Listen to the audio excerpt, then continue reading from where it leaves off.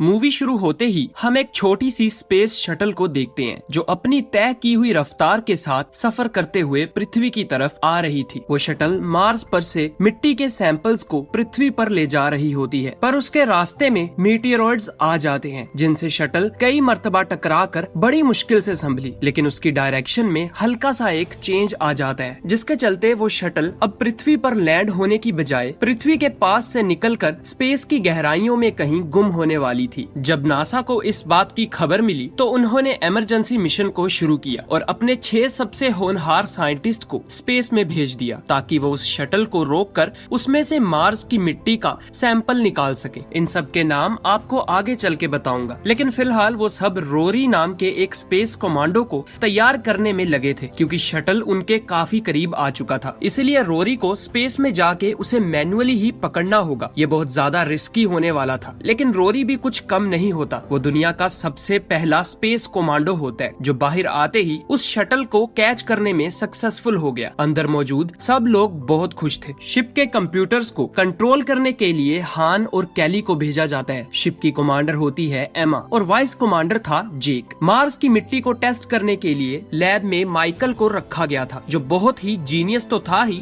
और उसके साथ साथ दुनिया का पहला आदमी था जिसने मार्स की मिट्टी को छुआ था। माइकल चल फिर नहीं सकता था क्योंकि बचपन से ही उसकी टांगे बहुत पतली थी और माइकल अपनी टांगों पर कुछ भी महसूस नहीं कर सकता था। दोस्तों, ये चीज आगे चल के सबके लिए बहुत बड़ा खतरा बनने वाली थी। खैर, अब माइकल ने मिट्टी के सैंपल में एक जानदार जीव देखा। बाकी सब भी ये देख रहे थे और इसे देख काफी खुश भी हुए। माइकल ने उस जानदार जीव को जगाने की कोशिश की, लेकिन कोई फायदा ना हुआ। इसीलिए जब माइकल हार मानकर सब कुछ बंद कर रहा होता है, तभी उसके कार्बन डाइऑक्साइड बंद करते ही वो जीव हरकत करने लगा। ये देख माइकल समेत सभी लोग काफी खुश होते हैं क्योंकि वो पहले थे जिन्होंने पृथ्वी के अलावा किसी दूसरे प्लेनेट पर से जानदार को देखा होता है। उन्हें ये तो पता चल गया था कि ये जीव ऑक्सीजन के बिना जिंदा नहीं रह सकता, बिल्कुल इंसानों और जानवरों की तरह ही। इसीलिए माइकल उसको ऑक्सीजन दे देता है, लेकिन उनके देखते ही देखते वो जीव मल्टीप्लाई होकर काफी बड़ा होने लगा। लेकिन माइकल कहता है ये सब कुछ बिल्कुल नॉर्मल है। अब चूंकि माइकल सबसे जीनियस था, इसीलिए कोई भी उस जीव के बारे में कोई सवाल नहीं करता कि आखिर ये बड़ा हो रहा है तो क्यों हो रहा है। वैसे भी वो लोग 3 दिनों तक ही यहाँ रुकने वाले थे, इसी वजह से वो किसी चीज पर ज्यादा ध्यान नहीं देते, जिसके चलते वो लोग मजे से बैठकर गप्पे मार रहे होते हैं। माइकल उस जीव का नाम रखता है कैल्विन, जिसे सुन सब और भी ज्यादा हंसने लगे। इतने में ही हान की बीवी को पृथ्वी पर बेबी हुआ, जिसे मिलाने के लिए हान अपनी टीम के पास आया। टीम भी हान की बीवी को ढेर सारा प्यार भेजती है। खैर, अब अगले दिन माइकल ने कहा कि कैल्विन यानी वो जीव अब कोई हरकत नहीं कर रहा, इसीलिए माइकल ने फौरन से कैल्विन को इलेक्ट्रिक शॉक देने का फैसला किया। उनको लगा शायद इस बेचारे को भूख लगी हुई है, जिस वजह से या तो ये मर चुका है और या ये मरने वाला है। इसीलिए माइकल उसको चेक करना चाहता था। जब माइकल ने बिजली का झटका देने के लिए अपना हाथ आगे बढ़ाया तो कैल्विन ने माइकल के हाथ को जोर से पकड़ लिया। ये देख बाहर सब लोग डर जाते हैं, लेकिन माइकल कहने लगा कोई बात नहीं, मैं इसे संभाल सकता हूँ। पर तुरंत ही कैल्विन ने उसका हाथ और भी ज्यादा मजबूती से जकड़ना शुरू कर दिया। माइकल को अब बहुत ज्यादा दर्द होने लगा। माइकल हड़बड़ी में आ जाता है, जिसे देख कमांडर और बाकी सब माइकल को शांत रहने का बोलते हैं, मगर कैल्विन आहिस्ता आहिस्ता और भी बड़ा होता जा रहा था। वो माइकल के हाथ को छोड़ने की बजाय उसकी बाजू पर चढ़ने लगा। ये देख माइकल को एक आइडिया आया और उसने एक रॉड को कैल्विन के पास लाकर उसका ध्यान दूसरी तरफ खींचने की कोशिश की। पहले तो कैल्विन का ध्यान बट गया, मगर उसने दोबारा से माइकल के हाथ को पकड़ लिया। इस बार तो कैल्विन ने माइकल की उंगली को ऊपर तक खींच लिया और उसको एक ही झटके में तोड़ डाला। माइकल को बहुत ज्यादा दर्द होता है। ये देखकर जेक ने अंदर जाने की कोशिश की, लेकिन कमांडर ने उसको लैब के प्रोटोकॉल्स फॉलो करने का कहा और उसे अंदर जाने की परमिशन नहीं दी। यहाँ अंदर अब कैल्विन ने माइकल के पूरे हाथ को कुचल दिया था। इतना दर्द होने की वजह से माइकल बेहोश हो गया और हैरत की बात थी कि कैल्विन ने अब माइकल के हाथ को भी छोड़ दिया होता है, मानो जैसे वो माइकल को सिर्फ और सिर्फ दर्द ही देना चाहता हो। और इतना दर्द सहने की वजह से माइकल बेहोशी की हालत में ही बाहर आकर तैरने लगा। सब लोग बहुत परेशान हो गए। उनके कुछ सोचने से पहले ही कैल्विन ने ग्लव्स को चीर कर बाहर आने की कोशिश शुरू कर दी, मगर ग्लव्स काफी मजबूत बने हुए थे। ये चीज कैल्विन को भी अच्छी तरह पता चल जाती है, इसीलिए उसने अंदर पड़े हुए रॉड को तोड़ा और उसकी नोकीली धार की मदद से दस्ताने को चीर दिया और कैल्विन अब आजाद हो चुका था। वो 1 सेकंड में ही लैब में पड़े हुए चूहे के पास पास आता है। चूहा उसे देखकर डर गया, लेकिन केल्विन ने उस चूहे को लपेट लिया और उस चूहे की खाल, हड्डियां और खून तीनों चीजें अपने अंदर निगल ली। बाहर खड़े सब लोग और भी ज्यादा डर जाते हैं, क्योंकि ये जीव तो खतरनाक होने के साथ साथ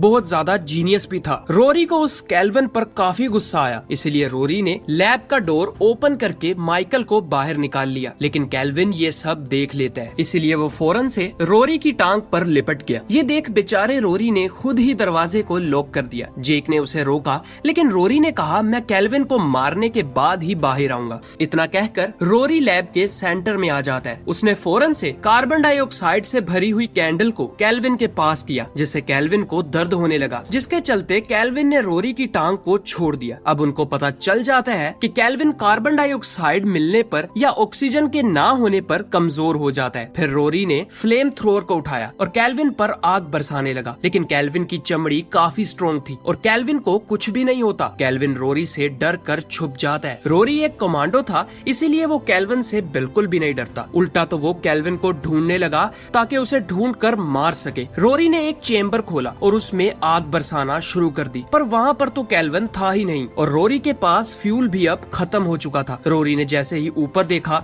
तो केल्विन मौका देखते ही रोरी के मुंह में जाने लगा। रोरी ने उसे बाहर निकालने की बहुत कोशिश की, लेकिन केल्विन अपना काम कर चुका था। बेचारे रोरी को बहुत दर्द होने लगा। बाहर खड़े साइंटिस्ट को पता चल गया कि अब रोरी बहुत ज्यादा खतरे में है। यहाँ रोरी की सांसें अटकना शुरू हो गई और उसका दम घुटने लगा। अगले ही पल उसके मुंह में से खून आने लगा और रोरी की दर्दनाक तरीके से मौत हो गई। बाहर खड़े सब लोग बहुत ज्यादा दुखी हो गए, क्योंकि वो सब आपस में बहुत ज्यादा अटैच होते हैं और तो और उन्हें अब बहुत ज्यादा डर भी लगने लगा था, क्योंकि रोरी जैसा होनहार कमांडो केल्विन को नहीं मार पाया तो वो लोग कैसे मार पाएंगे। वो कुछ संभल पाते इससे पहले ही केल्विन रोरी के अंदर से बाहर आ गया, जो पहले से दुगने साइज का हो चुका था। यानी वो किसी भी तरह के खून को पीकर उससे अपनी बॉडी को ताकतवर बनाता था। उसने ऑक्सीजन सप्लाई करने वाली वेंट्स में जाने की कोशिश की ताकि वो मेन स्पेसशिप में आ सके और उन सब के खून को भी पी सके, लेकिन लैब खुद ब खुद ही सील होने लगी, जिस वजह से केल्विन बाहर आने में नाकाम हो रहा था। पर बदकिस्मती से केल्विन एक आखिरी बची हुई वेंट से बाहर आ ही गया, जिसे देख उन सब ने तुरंत ही रोरी को बाहर निकाला और सभी ऑक्सीजन वेंट्स को सील कर दिया। कैली ने पृथ्वी से कांटेक्ट किया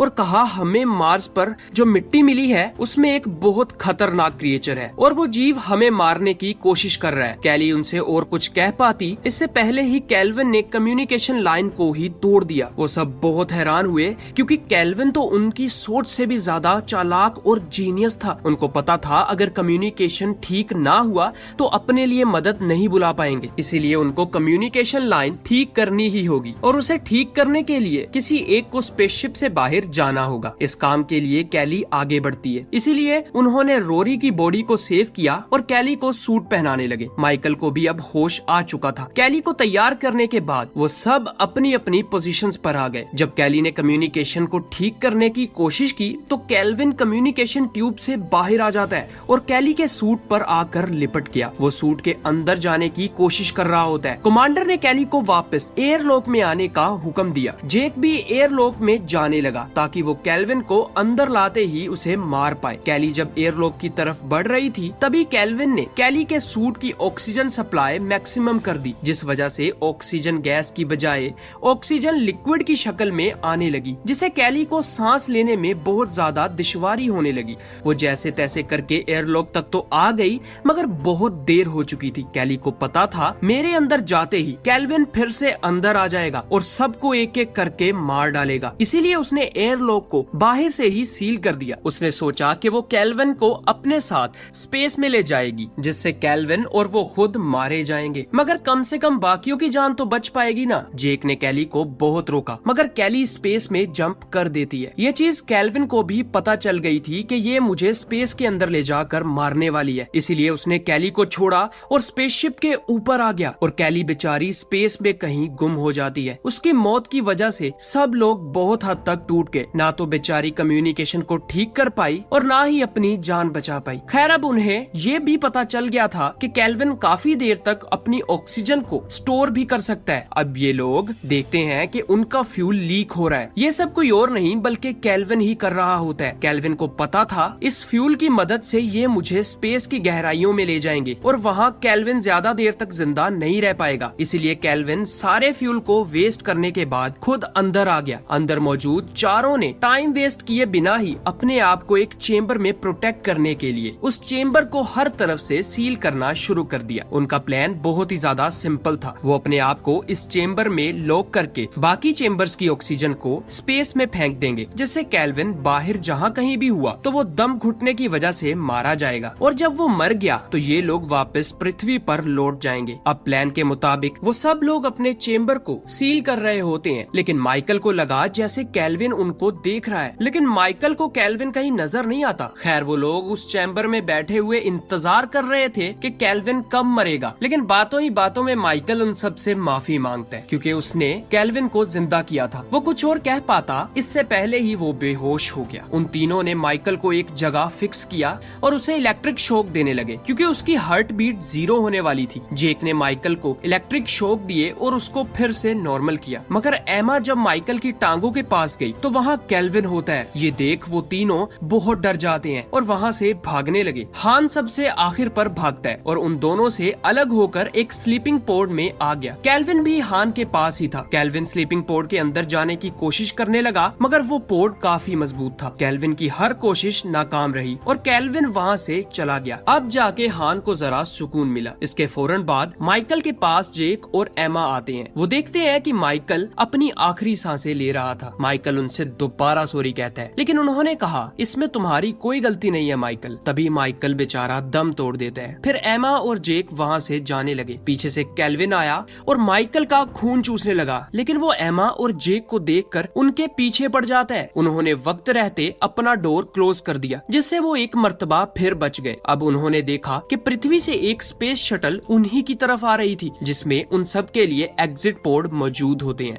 जिनमें बैठकर वो पृथ्वी की तरफ वापस जा सकते थे। वो आहिस्ता आहिस्ता स्पेसशिप के साथ जुड़ जाती है, जिसकी वजह से हान का स्लीपिंग पोड भी टूट गया। लेकिन हान ने वक्त रहते एग्जिट पोड की तरफ जाना शुरू कर दिया, मगर हान जैसे ही वहाँ पर पहुँचा तो पीछे से केल्विन आ गया और हान पर टूट पड़ा, जिस वजह से वहाँ पर काफी तोड़ फोड़ हो जाती है क्योंकि वो हिस्सा स्पेसशिप में सबसे नाजुक हिस्सा होता है। जेक और एमा ने हान को बचाना चाहा, मगर बहुत देर हो चुकी थी और हान को भी केल्विन ने मार डाला था। स्पेसशिप में तोड़ फोड़ होने की वजह से टेम्परेचर बहुत कम हो चुका था और ऑक्सीजन लेवल भी सिर्फ 2% ही बाकी था, यानी वो दोनों सिर्फ 21 मिनट तक ही जिंदा रह सकते हैं। उन दोनों के सामने अब एक ही रास्ता था, वो ये था कि किसी तरह केल्विन को स्पेस में फेंक दिया जाए और उन दोनों में से कोई एक पृथ्वी पर वापस लौट जाए। इसीलिए जेक ने एमा को कहा मैं केल्विन को ऑक्सीजन लाइट से लालच दूंगा, क्योंकि अब केल्विन के पास भी ऑक्सीजन बहुत कम बची होगी, इसीलिए वो ऑक्सीजन की तरफ खींचा चला आएगा। मैं उसको एग्जिट पोड में बिठाकर स्पेस में ले जाऊंगा और तुम दूसरे पोड में बैठकर नीचे पृथ्वी पर चली जाना। मगर एमा नहीं मानती। वो कहती है मैं इस स्पेसशिप की कमांडर हूँ, अगर कुर्बानी देनी ही है तो सबसे पहले कुर्बानी मैं दूंगी। लेकिन जेक ने कहा मैं उन 8 अरब गंदे लोगों के अंदर दोबारा वापस नहीं जाना चाहता, इसीलिए प्लीज मुझ पे मेहरबानी करो और केल्विन को मेरे साथ ही जाने दो। एमा ना चाहते हुए भी जेक की बात मान जाती है, तो जेक ने कुछ ऑक्सीजन लाइट्स ली और केल्विन को लालच देकर एग्जिट पोर्ट तक ले आया और स्पेस की तरफ निकल गया। यहाँ एमा भी दूसरी एग्जिट पोर्ट में मौजूद थी, जो सीधा पृथ्वी की तरफ जाने वाली थी। लेकिन एमा का पोर्ट स्पेसशिप के टूटे हुए मलबे से टकराया